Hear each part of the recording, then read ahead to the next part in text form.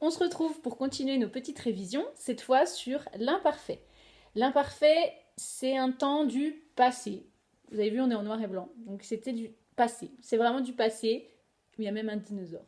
Ça se passe aussi hier, ça se passe l'année dernière. C'est vraiment un temps qu'on utilise pour décrire des actions passées. Justement, j'ai dit décrire parce que dans les romans, on va utiliser l'imparfait pour faire des descriptions de personnages ou ça peut être aussi dans un contexte de répétition. On va dire par exemple, pour la description, je vais prendre un super exemple.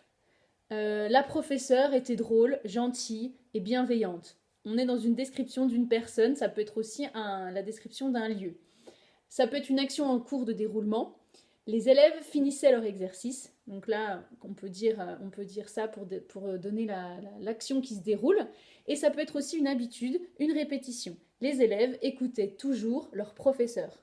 Et là, c'est une habitude, c'est aussi une utopie. On est d'accord.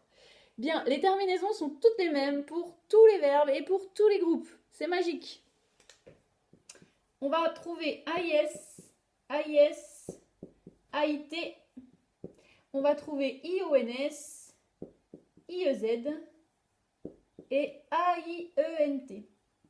Donc, peu importe que ce soit le verbe manger, que ce soit le verbe finir, que ce soit le verbe prendre ou venir, je venais, AIS, tu venais, AIS, il venait, AIT, nous venions, IONS, vous veniez, IEZ, et là, on ne voit pas très bien, AIENT.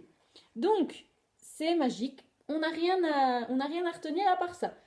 En plus, moyen mémotechnique pour retenir les terminaisons de l'imparfait. Imparfait, ça finit par AIT. Eh ben, AIT, et puis pour je et tu, je mets un S. Et puis l'imparfait, il commence par un I. Donc, je vais retrouver un IONS, IEZ, et pour AIENT, ben, je reprends mon AI, je mets bien le ENT du pluriel, et j'ai mes terminaisons. Juste des petites précisions quand même. Le verbe faire, on va l'écrire comme ça. Je faisais. Et là, ça se prononce E.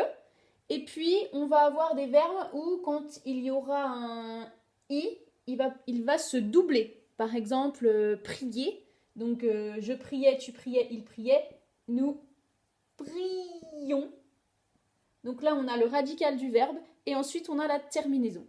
Nous prions pour que le confinement soit bientôt terminé. Bonne journée à vous!